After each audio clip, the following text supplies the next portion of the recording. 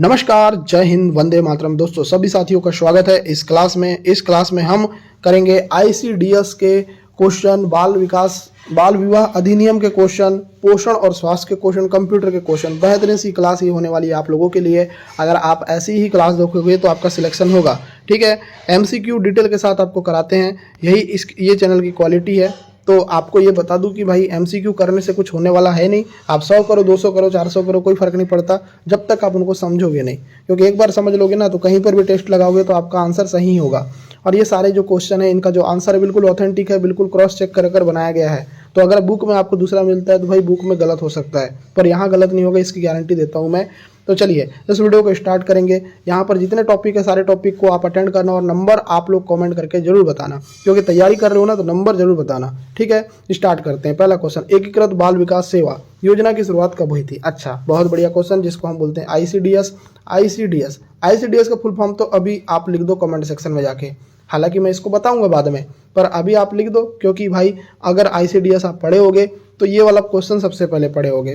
ठीक है, चलो आपको ये पूछा जा रहा है कि एकीकृत बाल विकास सेवा योजना की शुरुआत कब हुई थी? सिंपल क्वेश्चन, आंसर आ जाएगा 1975 में। बी आंसर लगा देंगे। ठीक है, यहाँ पर देखो कि भाई आईसीडीएस योजना जिसकी शुरुआत हुई थी 2 अक्टूबर 1975 में, ये शुरू हुई थी, जिसका उद्देश्य क्या है? शिशु विकास, पोषण और मातृत्व स्वास्थ्य में सुधार करना। ठीक है, तो ये वाला याद रखना। और देखो कहाँ किस सोर्स से उठाया हूँ मैंने, ये देखो महिला और बाल विकास मंत्रालय में ऐसा लिखा है। ठीक है, तो आपको कहीं कोई कंफ्यूजन नहीं होने वाला। मैं जहाँ से क्वेश्चन उठाता हूँ तो वहाँ का मैं पूरा क्रॉस चेक करता हूँ कि ये क्वेश्चन सही है या नहीं है, तो मेरे ऊपर बिल्कुल आप ट्रस्ट कर सकते हैं।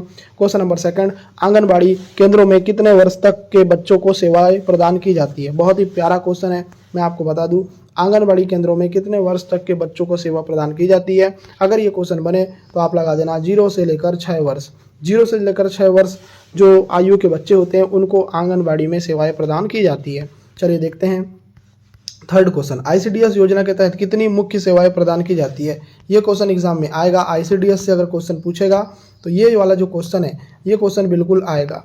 और आपको किस टॉपिक पर वीडियो चाहिए ये भी आप कमेंट करके बताना। ठीक है, बाकी आईसीडीएस से अगर क्वेश्चन आएगा ना तो ये वाला क्वेश्चन जरूर आएगा कि आईसीडीएस योजना के तहत कितनी प्रमुख योजना प्रदान की जाती है। तो मैं आपको बता देता हूँ 6 की जाती है, और 6 का नाम भी आपको पता होना चाहिए, क्योंकि ये सीक्वेंस वाले क्वेश्चन में पूछ सकता है आपको।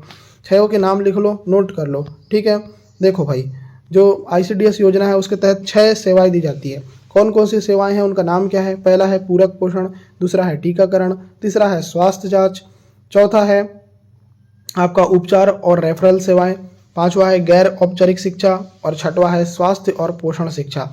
तो आईसीडीएस योजना के तहत ये 6 सेवाएं दी जाती है, इनको आपको याद रखना है। बढ़ेंगे नेक्स्ट क्वेश्चन में। क्वेश्चन नंबर 4, आंगनबाड़ी कार्यकर्ता की शैक्षणिक योग्यता न्यूनतम कितनी होनी चाहिए? बहुत ही प्यारा क्वेश्चन। अगर बात करें क्वेश्चन नंबर 4 की, आंसर आ जाएगा सी आंसर। क्या आ जाएगा? सी आंसर करेक्ट हो जाएगा। ठीक है, देखो तो इसके बारे में तो आपको ज़्यादा डिटेल लेना नहीं है। नेक्स्ट क्वेश्चन, आंगनबाड़ी कार्यकर्ता को मानदेय कौन प्रदान करता है? राज्य सरकार, केंद्र और राज्य सरकार दोनों, या पंचायत समिति? सिंपल क्वेश्चन है भाई, आंगनबाड़ी कार्यकर्ता को मानदेय प्रदान करेगा केंद्र और राज्य सरकार दोनों। आंसर लगा देंगे सी आंसर। चलेंगे नेक्स्ट क्वेश्चन की तरफ, और नेक्स्ट क्वेश्चन आपसे ये पूछा जा रहा है, ध्यान से देखिए। क्वेश्चन नंबर 6वां, राष्ट्रीय पोषण मिशन की शुरुआत कब हुई? बहुत ही प्यारा क्वेश्चन, राष्ट्रीय पोषण मिशन की शुरुआत कब हुई? तो इसका जो आंसर आ जाएगा सन 2018 में। सन 2018 में राष्ट्रीय पोषण मिशन की शुरुआत हुई थी। तो एग्जाम में अगर ये क्वेश्चन आपसे बन जाए तो आपको बिल्कुल इसका आंसर लगाना है कि सन 2018 इसका राइट आंसर है। ठीक है, चलिए नेक्स्ट क्वेश्चन, आईसीडीएस योजना किस मंत्रालय के अंतर्गत कार्य करती है? बहुत ही अच्छा क्वेश्चन है। आईसीडीएस योजना जो है वो किस मंत्रालय के अंतर्गत कार्य करती है? तो ये करती है महिला और बाल विकास मंत्रालय के अंतर्गत। ठीक है, चलिए नेक्स्ट क्वेश्चन, आईसीडीएस योजना के अंतर्गत पूरक पोषण कार्यक्रम एसएनपी का उद्देश्य क्या है? देखो भाई, आईसीडीएस योजना के अंतर्गत एक कार्यक्रम है जिसका नाम है पूरक पोषण कार्यक्रम, और इसका उद्देश्य क्या है? तो इसका उद्देश्य है कुपोषण को रोकना। क्या है इसका उद्देश्य? कुपोषण को रोकना। चलिए नेक्स्ट क्वेश्चन देखेंगे, एक सेकंड रुकना। चलिए नेक्स्ट क्वेश्चन देखिए, क्वेश्चन नंबर 9, WHO के अनुसार शिशु को कितने माह तक केवल माँ का दूध पिलाने की सलाह दी जाती है? अच्छा सा क्वेश्चन। अगर बात करें इस क्वेश्चन की तो 6 महीना इसका राइट आंसर आ जाएगा। बी आंसर आप लगा देंगे। चलिए नेक्स्ट क्वेश्चन, आंगनबाड़ी कार्यकर्ताओं को किसके द्वारा प्रशिक्षित किया जाता है? भाई आंगनबाड़ी के जो कार्यकर्ता रहते हैं उनको किसके द्वारा प्रशिक्षित किया जाता है। ये क्वेश्चन अगर एग्जाम में बन जाए तो आप लगा देना इसका आंसर महिला और बाल विकास मंत्रालय के द्वारा, बी आंसर करेक्ट आएगा। चलिए next question, question number 11, Bharat सरकार द्वारा पोषण माह कब मनाया जाता है। बहुत बढ़िया क्वेश्चन, भारत सरकार के द्वारा पोषण माह कब मनाया जाता है। अगर ये क्वेश्चन एग्जाम में आ जाए आप लगाना सितंबर के महीने में। क्या लगाओगे, सितंबर के महीने में। डिटेल देखो, भारत सरकार हर साल सितंबर के महीने को पोषण माह के रूप में मानती है। अगर आपको क्वेश्चन बने कि भाई भारत सरकार पोषण माह कौन से महीने को मानती है, तो सितंबर के महीने को, जिसका उद्देश्य क्या होता है, कुपोषण को समाप्त करना और पोषण के प्रति जागरूकता बढ़ाना। तो क्लियर हो गया ना। चलिए नेक्स्ट, आंगनबाड़ी केंद्रों में पूरक पोषण कार्यक्रम के तहत बच्चों को कितने दिन तक भोजन दिया जाता है। भाई पूरक पोषण कार्यक्रम के तहत बच्चों को कितने दिनों तक भोजन दिया जाता है, तो ये आपको क्वेश्चन पूछा जा रहा है। इसका जो आंसर आ जाएगा 365 दिन। आंसर क्या आ जाएगा, 365 दिन। अगर आपने डी लगाए हो आपका बिल्कुल सही आंसर है। ठीक है, देखो पूरक पोषण कार्यक्रम को अगर SNP बोलते हैं इंग्लिश में, तो उसका फुल फॉर्म भी पता होना चाहिए आपको, सप्लीमेंट्री न्यूट्रिशंस प्रोग्राम। एस का मतलब होता है सप्लीमेंट्री, एन का मतलब होता है न्यूट्रिशन और पी का मतलब होता है प्रोग्राम। तो के तहत गर्भवती महिलाओं को, स्तनपान कराने वाली माताओं को वर्ष भर 365 दिन तक का जो है पूरक पोषण दिया जाता है। ठीक है, तो ये आपको पता होना चाहिए। ठीक है, ठीक है, बहुत बढ़िया क्वेश्चन है। और मैं आपको ये भी बता दूं कि अगर आप चैनल पर नए हो सब्सक्राइब कर लेना। और आपको ना ऐसे ही क्वेश्चन अगर आपको चाहिए, आपको डेली मॉक टेस्ट देना है 5, तो आपको करना कुछ नहीं है, इस नंबर पर मैसेज करना है 8827419259। इस नंबर पर आप जाके मैसेज कीजिए, आपको मैं ज्वाइन करवा दूंगा। केवल 99 रुपये प्राइस है। अगर आप इंटरेस्टेड हो, अगर आप चाहते हो कि आपका सिलेक्शन हो, तो आप इस नंबर पर जाकर मैसेज कर दीजिएगा। चलिए देखते हैं 13वां क्वेश्चन, सखी योजना का संबंध किससे। आपको पूछा जा रहा है कि सखी योजना का संबंध किससे। अगर बात करें इस क्वेश्चन की, तो इस क्वेश्चन का आंसर आ जाएगा गर्भवती महिलाओं और नवजात शिशुओं की देखभाल से। सखी योजना का संबंध किससे है, गर्भवती महिलाओं और नवजात शिशुओं की देखभाल से। चलिए देखेंगे नेक्स्ट क्वेश्चन, क्वेश्चन नंबर 14, पोषण अभियान के तहत पोषण ट्रैकर का उद्देश्य क्या है। पोषण ट्रैकर का उद्देश्य क्या होता है, तो पोषण ट्रैकर का उद्देश्य होता है कुपोषित बच्चों का डिजिटल डाटा प्रबंधन। देखो पोषण ट्रैकर का क्या काम रहता है, कुपोषित जो बच्चे रहते हैं उनका डिजिटल डाटा प्रबंधन, डिजिटल रूप से उनके डेटा को संग्रहित करना या मैनेज करना, यही पोषण ट्रैकर का काम होता है। चलिए 15 क्वेश्चन देखेंगे। आंगनबाड़ी केंद्रों में बच्चों को दी जाने वाली टेक होम रेशन THR योजना का उद्देश्य क्या है। देखो THR योजना का उद्देश्य क्या होता है, ये क्वेश्चन आपसे पूछा जा रहा है। तो इसका आंसर आ जाएगा बच्चों को घर पर पोषण देना। THR इस योजना का उद्देश्य क्या होता है, बच्चों को घर में पोषण देना। चलिए देखते हैं 16 क्वेश्चन, ध्यान से देखना। अच्छा THR का फुल फॉर्म भी आपको पता होना चाहिए ना। तो देखो टेक होम राशन, अच्छा मैंने बता दिया था, टेक होम राशन। ठीक है, चलिए नेक्स्ट क्वेश्चन, क्वेश्चन नंबर 16, राष्ट्रीय परिवार स्वास्थ्य सर्वेक्षण NFSHS 5 के अनुसार भारत में 5 वर्ष से कम आयु के कितने प्रतिशत को बच्चे कुपोषित है। अगर ये क्वेश्चन एग्जाम में बने तो आप लगा देना सर लगभग 30%। क्या लगाओगे, लगभग 30%। चलिए 20 देखते हैं। ICDS योजना में मिड डे मील योजना को किस वर्ष के बच्चों के लिए लागू किया गया, बताइए। इस क्वेश्चन का आंसर क्या आएगा, तो इसका आंसर हो जाएगा 6 से 14 वर्ष। ठीक है, चलिए next question, question number 18, anganwadi कार्यकर्ता को पोषण माह के दौरान किस गतिविधि के लिए प्रशिक्षित किया जाता है। तो इसका जो आंसर आ जाएगा पोषण और स्वास्थ्य जागरूकता अभियान, यहाँ आंसर आ जाएगा C। चलिए नेक्स्ट क्वेश्चन 19, देखो ध्यान से। महिला और बाल विकास मंत्रालय ने किस वर्ष ICDS CAS नामक डिजिटल एप्लीकेशन चालू की थी। इस एप्लीकेशन की याद रखो नाम, ICDS CAS। यहाँ पर आपको पूछा जा रहा है कि किस वर्ष इसकी शुरुआत हुई थी, तो ये हुई थी 2017 में। और मैं आपको ये भी बता दूं कि CAS का फुल फॉर्म आपको पता होना चाहिए। देखो ICDS CAS ये एप्लीकेशन है, इसको 2017 में पोषण अभियान के तहत आंगनबाड़ी सेवाओं की निगरानी के लिए विकसित किया गया था। और इसमें CAS का मतलब होता है कॉमन एप्लीकेशन सॉफ्टवेयर। ठीक है, चलिए अब देखते हैं 20 क्वेश्चन, पोषण अभियान के तहत सहभागिता कार्यक्रम का उद्देश्य क्या है। देखो पोषण अभियान के तहत जो सहभागिता कार्यक्रम होता है उसका उद्देश्य क्या होता है, तो इसका जो आंसर आ जाएगा वो आ जाएगा पोषण स्तर में सुधार के लिए सरकारी और गैर सरकारी भागीदारी बढ़ाना, यही इसका उद्देश्य होता है। आप लगा देंगे C आंसर। ठीक है, चलिए ICDS के क्वेश्चन हो गए ना। मैं आपको थोड़े बाल विवाह अधिनियम के क्वेश्चन करवा देता हूँ क्योंकि यहाँ से भी आपके क्वेश्चन बनेंगे। इसके बारे में देखो, बाल विवाह रोक अधिनियम 2006 के तहत लड़कियों की विवाह की न्यूनतम आयु क्या है? अगर ये क्वेश्चन आपसे बने तो आपका आंसर आ जाएगा 18 वर्ष। क्या आ जाएगा? 18 वर्ष। इससे क्वेश्चन आपका आएगा ही आएगा, तो आपको याद रखना है। चलिए यहाँ पर देखो नेक्स्ट क्वेश्चन पूछा जा रहा है कि बाल विवाह रोक अधिनियम 2006 किस वर्ष लागू किया गया? ये बहुत ही प्यारा क्वेश्चन है। इसके बारे में बात करें तो 2007 में लागू किया गया। यहाँ पर आपका आ जाएगा सी आंसर। चलिए नेक्स्ट क्वेश्चन देखो, यहाँ पर देखो, बाल विवाह रोक अधिनियम 2006 को संसद द्वारा पारित किया गया था। 2006 में ये पारित हो गया था। क्या हो गया था? पारित। ठीक है, परंतु आधिकारिक रूप से अगर लागू होने की बात करें तो 1 नवंबर 2007 को लागू हुआ था। तो अगर आपको कन्फ्यूजन है ना कि पारित कब हुआ था तो 2006 में, लागू कब हुआ था तो 1 नवंबर 2007 को। ठीक है, चलिए नेक्स्ट क्वेश्चन, बाल विवाह रोक अधिनियम 2006 के तहत बाल विवाह करने वाले माता पिता अभिभावकों को अधिकतम कितने साल की सजा का प्रावधान है? बहुत ही प्यारा क्वेश्चन। इसका आंसर आ जाएगा 3 वर्ष। क्या आ जाएगा इसका आंसर? 3 वर्ष। तो यहाँ पर आपका आंसर आ जाएगा बी आंसर। चलिए नेक्स्ट, बाल विवाह रोक अधिनियम 2006 के तहत विवाह के कितने वर्षों के भीतर कोई पक्ष विवाह को शून्य रद्द घोषित करवा सकता है? देखो, बाल विवाह रोक अधिनियम 2006 के तहत विवाह के कितने वर्षों के भीतर कोई पक्ष विवाह को शून्य रद्द घोषित करवा सकता है? तो इसका जो आंसर आ जाएगा सी, 3 वर्ष। मैंने आपको शुरू में एक क्वेश्चन पूछा था ICDS का फुल फॉर्म, तो आपको इसका आंसर बताना है। ठीक है, मैं नहीं बताऊंगा क्योंकि मैं तो यार इतने बार बता चुका हूँ, आपको बताना है ना इसका आंसर। बाकी आपको ये वाला क्वेश्चन क्लियर हो गया ना कि बाल विवाह रोक अधिनियम 2006 के तहत विवाह कितने वर्षों के भीतर कोई पक्ष विवाह को शून्य रद्द घोषित करवा सकता है? तो ये 3 वर्ष इसका राइट आंसर है, सी आंसर आएगा। चलिए नेक्स्ट क्वेश्चन, बाल विवाह रोक अधिनियम 2006 के तहत बाल विवाह निषेध अधिकारी की नियुक्ति कौन करता है? तो कौन करता है? तो ये करते ही राज्य सरकार।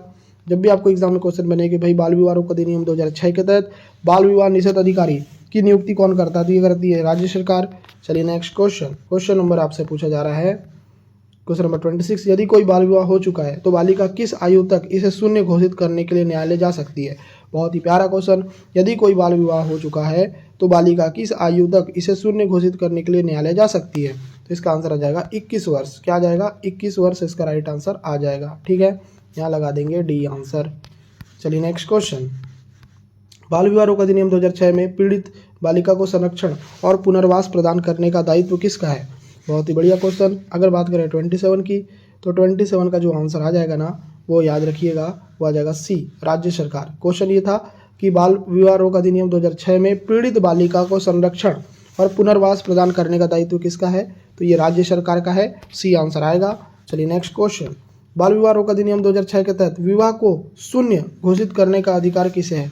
विवाह को शून्य घोषित करने का जो अधिकार होता है ये अदालत का होता है।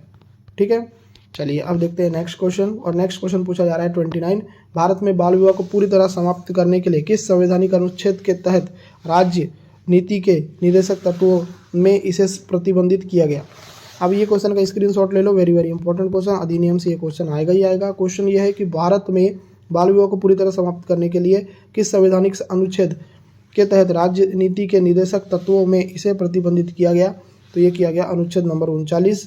ठीक है, चलिए देखते हैं 30 क्वेश्चन। यहाँ से देखना, यदि कोई व्यक्ति बाल विवाह की जानकारी होने के बावजूद उसे नहीं रोकता तो उसे अधिकतम कितने साल की सजा हो सकती है? तो ये बता दूं मैं आपको, 1 वर्ष। ठीक है, इसके बारे में डिटेल देख लो। यदि कोई व्यक्ति बाल विवाह होने के जानकारी होने के बावजूद भी इसे नहीं रोकता तो इसकी सूचना नहीं देता तो उसे 1 वर्ष की सजा दी जा सकती है और 1 लाख रुपए तक का जुर्माना हो सकता है। तो इसका स्क्रीनशॉट लेके रखो, ये क्वेश्चन भी बनेगा। ठीक है, चलो अब ये वाला क्वेश्चन देख लो, पोषण से है क्वेश्चन। शरीर में रक्त का शुद्धिकरण किस अंग के द्वारा किया जाता है? अगर बात करें शरीर में रक्त के शुद्धिकरण की तो ये किडनी करती है, वृक्क करता है। वृक्क जो है ना, या इसको हम बोलते हैं किडनी, ये क्या काम करती है? शरीर में रक्त का शुद्धिकरण का काम करती है। ठीक है, एग्जाम में आएगा, उड़ा देना। चलिए नेक्स्ट क्वेश्चन, दूध में मुख्य प्रोटीन कौन सा होता है? देखो, दूध में बहुत सारे प्रोटीन होते हैं परंतु मुख्य कौन सा होता है ना? तो जो मुख्य होता है ना वो होता है आपका कैसियन। कैसियन जो है ना वो मुख्य प्रोटीन होता है दूध में। ये क्वेश्चन एग्जाम में आएगा। देखो भाई, दूध में जो कैसियन होता है वो मुख्य प्रोटीन होता है जो शरीर के विकास में सहायक होता है। तो आपको पूछा जाएगा कि दूध में कौन सा ऐसा मुख्य प्रोटीन होता है? तो ये कैसियन होता है। ठीक है, चलिए नेक्स्ट क्वेश्चन 33, शरीर में कोशिकाओं की वृद्धि और मरम्मत के लिए कौन सा पोषक तत्व आवश्यक है? तो बहुत ही बढ़िया क्वेश्चन, इसका आंसर आ जाएगा प्रोटीन। देखो, प्रोटीन क्या करता है ना, ऊतकों की मरम्मत करने का काम करता है। तो यहाँ यही क्वेश्चन है कि शरीर में कोशिकाओं की वृद्धि और मरम्मत के लिए कौन सा पोषक तत्व आवश्यक है? तो प्रोटीन आवश्यक है। नेक्स्ट क्वेश्चन 34, रक्त का थक्का बनाने में कौन सा विटामिन सहायक होता है। देखो रक्त का अगर आपको थक्का बनाना है तो कौन सा विटामिन सहायक होगा। तो अगर बात करें इस क्वेश्चन की तो विटामिन के इसका राइट आंसर आ जाएगा। विटामिन के की कमी से रक्त का थक्का बनता है। यहाँ देखो विटामिन के रक्त का थक्का बनाने में मदद करता है। ठीक है। हृदय के स्वस्थ संचालन के लिए आवश्यक खनिज कौन सा। देखो अगर हमको हृदय का स्वस्थ संचालन करना है तो कौन सा आवश्यक खनिज है, तो ये मैग्नीशियम है। मैग्नीशियम एक ऐसा आपका खनिज है जो स्वस्थ हृदय के संचालन के लिए आवश्यक है। नेक्स्ट क्वेश्चन 36, पाचन क्रिया में सहायता करने वाला प्रमुख एंजाइम कौन सा है। तो अगर बात करें इसकी तो इसका आंसर आ जाएगा सभी। देखो एमाइलेज, ट्रिप्सिन, लिपेज, ये तीनों जो हैं आपके पाचन क्रिया में सहायता करने वाले एंजाइम है। कौन कौन से, एमाइलेज भी है, ट्रिप्सिन भी है और लिपेज भी है। ये तीनों जो एंजाइम है वो पाचन क्रिया में सहायता करने वाले प्रमुख एंजाइम है। इनके बारे में थोड़ा डिटेल देख लो। जो एमाइलेज होता है वो कार्बोहाइड्रेट को तोड़ता है। अगर आपसे क्वेश्चन बने कि भाई एमाइलेज एक एंजाइम है, किसको तोड़ता है, ये कार्बोहाइड्रेट को। ट्रिप्सिन क्या करता है, प्रोटीन को पचाने में मदद करता है। तो अगर आप अपने शरीर में प्रोटीन कंज्यूम करते हो तो ट्रिप्सिन नाम का जो आपका एंजाइम होता है वो प्रोटीन को पचाने का काम करता है। अगर बात करें वसा को पचाने की तो ये लिपेज नाम का जो आपका एंजाइम है, लिपेज नाम का, वो वसा के पाचन में सहायता करता है। तो ये वाला जो मैंने आपको डिटेल बताया है ना, ये बहुत इंपॉर्टेंट डिटेल है, इसको याद रख लेना। चलिए नेक्स्ट क्वेश्चन, हड्डियों और दांतों की मजबूती के लिए कौन सा खनिज आवश्यक है। अगर आपसे ऐसा क्वेश्चन बने तो आप लगा देना भाई। 37 की बात करें तो बी आंसर आएगा कैल्शियम, क्योंकि देखो आपको पता है कि कैल्शियम जो है वो दूध से मिलता है आपको, और कैल्शियम जो है वो हड्डियों और दांतों की मजबूती के लिए बहुत ही ज़्यादा आवश्यक होता है। चलिए नेक्स्ट क्वेश्चन नंबर 38, शरीर में ऊर्जा भंडारण के लिए कौन सा पोषक तत्व तो मुख्य रूप से जिम्मेदार है। अगर हमको शरीर में ऊर्जा का भंडारण करना है तो कौन सा जो है पोषक तत्व सबसे मुख्य रूप से जिम्मेदार है, तो ये है आपका वसा मुख्य रूप से जिम्मेदार होगा। चलिए नेक्स्ट क्वेश्चन 39, देखो रक्त में हीमोग्लोबिन का स्तर बढ़ाने के लिए कौन सा खनिज आवश्यक है। अगर हमको रक्त में हीमोग्लोबिन का स्तर बढ़ाना है तो कौन सा खनिज आवश्यक है, तो मैं आपको बता देता हूँ, आयरन जो है वो आवश्यक है। क्या है, आयरन जो है वो आवश्यक है। चलिए नेक्स्ट क्वेश्चन नंबर 40, शरीर में विषाक्त पदार्थों को बाहर निकालने का कार्य कौन सा अंग करता है। देखो पहले दिया फेफड़े, हृदय, यकृत, वृक्क। देखो यकृत जिसको हम बोलते हैं लीवर, ये क्या काम करता है कि शरीर में जो विषाक्त पदार्थ होते हैं उनको बाहर निकालने का कार्य करता है। तो अगर आपसे एग्जाम में बने कि भाई यकृत या लीवर क्या काम करता है, तो ये शरीर में जो विषाक्त पदार्थ होते हैं उनको बाहर निकालने का काम करता है। ठीक है। चलिए नेक्स्ट क्वेश्चन नंबर 41, सीपीयू का मुख्य कार्य क्या है। सीपीयू का मुख्य कार्य क्या है। सीपीयू का फुल फॉर्म होता है सेंट्रल प्रोसेसिंग यूनिट, और इसका मुख्य कार्य क्या होता है, तो निर्देशों की व्याख्या और निष्पादन करना। ठीक है। चलिए नेक्स्ट क्वेश्चन नंबर 42, रैम को अस्थायी मेमोरी क्यों कहा जाता है। देखो रैम को अस्थायी मेमोरी क्यों कहा जाता है, क्वेश्चन बहुत प्यारा है, क्योंकि इसका आंसर आ जाएगा क्योंकि यह बिजली चले जाने पर डेटा खो देती है, इसलिए ये अस्थायी मेमोरी है। नेक्स्ट क्वेश्चन नंबर 43, इंटरनेट पर डेटा ट्रांसमिट करने के लिए कौन सा प्रोटोकॉल सबसे अधिक उपयोग किया जाता है। अगर हमको इंटरनेट पर डेटा को ट्रांसमिट करना है तो सबसे ज़्यादा यूज़ करने वाला प्रोटोकॉल कौन सा है, तो ये है आपका TCP IP। ठीक है। TCP IP जो है इंटरनेट पर डेटा को ट्रांसमिट करने के लिए सबसे इम्पोर्टेंट प्रोटोकॉल है, सबसे ज़्यादा यूज़ करने वाला प्रोटोकॉल है। TCP का फुल फॉर्म होता है ट्रांसमिशन कंट्रोल प्रोटोकॉल, और IP का मतलब होता है इंटरनेट प्रोटोकॉल, इंटरनेट पर डेटा ट्रांसमिट करने के लिए मानक प्रोटोकॉल है। ठीक है। चलिए 44, सबसे पहला कंप्यूटर वायरस कौन सा था, I love you, creeper, Melissa या कोड रेड। तो मैं आपको बता दूं इसका जो आंसर आ जाएगा वो आ जाएगा क्रीपर जो था वो पहला कंप्यूटर वायरस था। आप लोग कमेंट करके बताइए कि वायरस का फुल फॉर्म क्या होता है। मैंने लास्ट क्लास में आपको वायरस का फुल फॉर्म आपको पूछा था, और इस क्लास में भी आपको मैं पूछ रहा हूँ कि वायरस का फुल फॉर्म आप लोग कमेंट करके बताइए। और सबसे पहला कंप्यूटर वायरस कौन सा था, तो ये क्रीपर था, ये भी याद रखिए। बी आंसर आपका करेक्ट आएगा 44 का। ठीक है। क्रीपर जो है पहला कंप्यूटर वायरस था जिसे 1971 में बनाया गया था। अगर आपको ये क्वेश्चन बनेगा कि भाई जो क्रीपर है वो क्या था, कंप्यूटर वायरस था, और इसको कब बनाया गया था, तो 1971 में, और यह ARPANET नेटवर्क पर काम करता है। क्वेश्चन नंबर 45, वर्चुअल मेमोरी क्या है। अगर आपको पूछा जाए कि वर्चुअल मेमोरी क्या है तो आप बोलना कि सर डिस्क स्टोरेज का उपयोग करके बनाई गई अस्थायी मेमोरी। डिस्क, देखो आपको क्वेश्चन क्या है, वर्चुअल मेमोरी क्या है, ये क्वेश्चन पूछा ना, तो आप इसका आंसर लगाना डिस्क स्टोरेज का उपयोग करके बनाई गई अस्थायी मेमोरी, इसी को वर्चुअल मेमोरी कहते हैं। चलिए नेक्स्ट क्वेश्चन, कंप्यूटर की गति को मापा जाता है। देखो किलोबाइट्स में, किलोमीटर प्रति घंटे में, गीगाहर्ट्ज में, मेगापिक्सल में। मैं आपको इसका आंसर बता दूं, गीगाहर्ट्ज में कंप्यूटर की गति को मापा जाता है, गीगाहर्ट्ज में। आंसर आ जाएगा सी आंसर। ठीक है। चलिए 47, क्या पूछा जा रहा है, भारत में डिजिटल भुगतान को बढ़ावा देने के लिए किस एप्लीकेशन को विकसित किया गया। देखो भाई, आपको अभी पता है वर्तमान में कि भाई डिजिटल भुगतान को बढ़ावा देने के लिए किस एप्लीकेशन का विकसित किया गया, तो ये भीम यूपीआई, भीम यूपीआई, ठीक है। चलिए नेक्स्ट क्वेश्चन। अच्छा, भीम का फुल फॉर्म भी पूछा जा सकता है, तो इसका याद रख लेना, Bharat interface for money, Bharat interface for money, ठीक है। चलिए HTML का पूरा नाम पूछा जा रहा है, तो HTML का पूरा नाम क्या है, तो इसका पूरा नाम है hyper text markup language. HTML, अगर आपको पूछा जाए कि भाई HTML का पूरा नाम क्या है, तो आप लगाना हाइपर टेक्स्ट मार्कअप लैंग्वेज, ठीक है। चलिए नेक्स्ट क्वेश्चन, आपकी स्क्रीन पर 49, निम्नलिखित में से कौन सा आउटपुट डिवाइस है, आउटपुट डिवाइस कौन सा है आपसे पूछा जा रहा है, तो इसका आंसर हो जाएगा प्रिंटर। देखो, स्कैनर, कीबोर्ड और माउस, ये तीनों क्या है, इनपुट डिवाइस है। क्या है ये, इनपुट डिवाइस, परंतु आउटपुट पूछा जाएगा तो प्रिंटर आपका आंसर आ जाएगा, ठीक है। नेक्स्ट क्वेश्चन, कंप्यूटर नेटवर्किंग में फायरवॉल का क्या काम है। देखो, फायरवॉल का काम क्या होता है, तो ये होता है नेटवर्क को वायरस से बचाना, नेटवर्क को वायरस से बचाने का काम करता है फायरवॉल। तो ये बहुत इंपॉर्टेंट क्वेश्चन है, इसको भी याद रखिए। तो सारे के सारे क्वेश्चन मैंने करा दिए हैं। उम्मीद करता हूँ ये वीडियो आपको पसंद आई होगी। ICDS से क्वेश्चन थे, पोषण और स्वास्थ्य से क्वेश्चन थे, घरेलू बाल विवाह अधिनियम से क्वेश्चन थे, तो और कंप्यूटर से क्वेश्चन थे। तो ये सारे क्वेश्चन अगर आपने करे होंगे तो आपको ये वीडियो पसंद आई तो वीडियो को लाइक करें, शेयर करें, चैनल को सब्सक्राइब करें। आपको वीडियो देखने के लिए धन्यवाद। आपका दिन शुभ हो।